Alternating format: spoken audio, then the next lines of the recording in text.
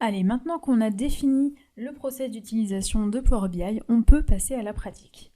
Pour passer à la pratique, on a un petit travail préparatoire à faire qui consiste à réaliser quelques petites étapes assez rapides, mais c'est très important de passer par cette étape.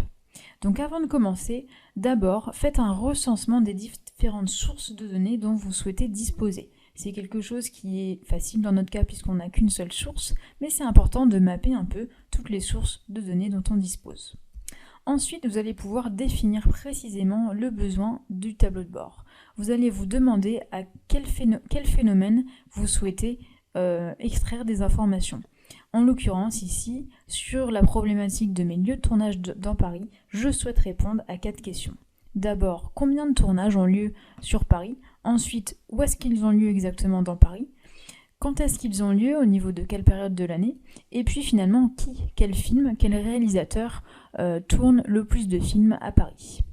Et bien sûr, je vais avoir besoin de faire ce qu'on appelle des analyses multidimensionnelles, c'est-à-dire de croiser les réponses à ces 4 différentes questions.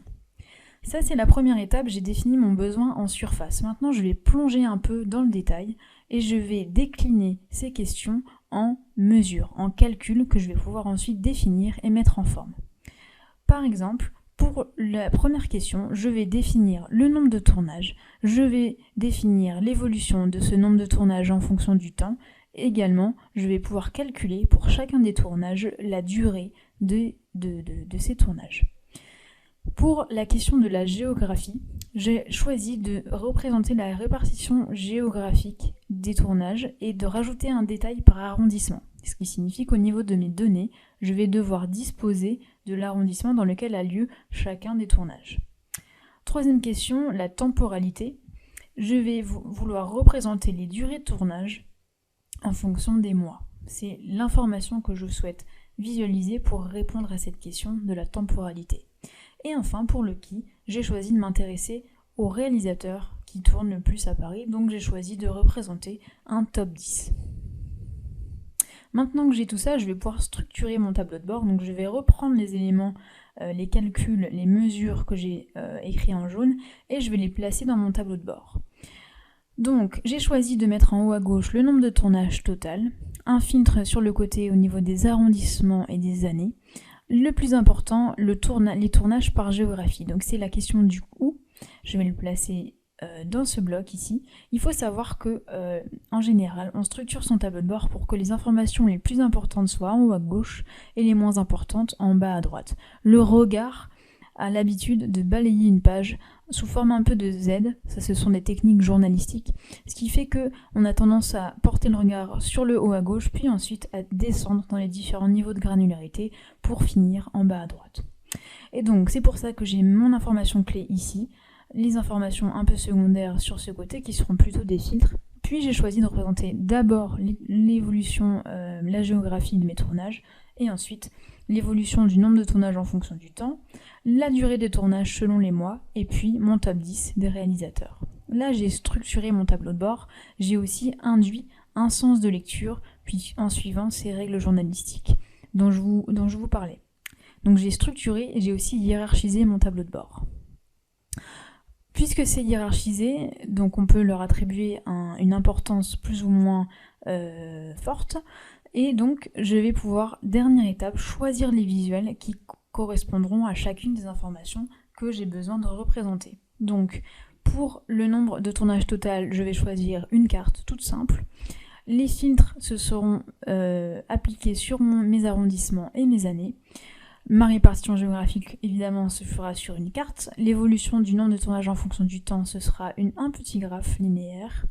Mes durées de tournage, des petits histogrammes. Et puis mon top 10 réalisateur, un tableau tout simple pour représenter cette information importante. Voilà, et c'est donc important de réaliser cette étape. Donc c'est comment ça se passe, c'est papier-crayon. Et c'est lié vraiment à la définition de votre besoin. Passez par ces étapes-là avant de vous plonger dans la technique et dans l'outil. C'est seulement maintenant que vous allez pouvoir réfléchir aux 5 étapes dont je vous parlais tout à l'heure et définir le contenu de chacune. Donc pour se connecter à nos données, on a simplement un fichier que je vais placer sur mon disque C. Pour ce qui s'agit de la transformation, j'ai quelques transformations à faire sur mon fichier, j'ai les 2 premières lignes à enlever, utiliser la première ligne comme en tête, modifier des types de colonnes, je vais aussi devoir modifier certains éléments liés à la latitude et à la longitude. Ensuite, pour ce qui est des calculs, j'ai défini je vais formaliser tout ça, et donc je vais recenser les informations dont j'ai besoin, détailler le calcul, puis éventuellement lister les contrôles qualité dont j'ai besoin. Ici, par exemple, pour la première ligne, les dates de début de tournage sont liées au calcul sur la durée des tournages, et je vais aller vérifier si tous mes tournages ont bien une durée de tournage, et si cette durée de tournage n'est pas une erreur. Par exemple, dans les cas où par erreur, la personne aurait renseigné une date de début qui serait postérieure à la date de fin. Pour ce qui est de l'information liée à ma géographie et au calcul lié à la localisation de mes tournages, je vais également vérifier que ces données sont bien remplies. Ça, ce sont les contrôles qualité que je vais définir dans ma partie calcul. Enfin, au niveau du partage, je vais choisir les modes de partage qui me conviennent. Pour moi, ce sera le partage de fichiers Power BI Desktop, et aussi, je vais choisir de publier mon rapport sur Power BI Service, et donc par conséquent sur Power BI Application, afin de donner accès à mon rapport à quelques utilisateurs. Maintenant que j'ai bien défini mon exemple, c'est seulement à cette étape, à ce moment-là, que je vais pouvoir mettre les mains sur le clavier et me pencher sur Power BI Desktop pour réaliser d'abord mon rapport.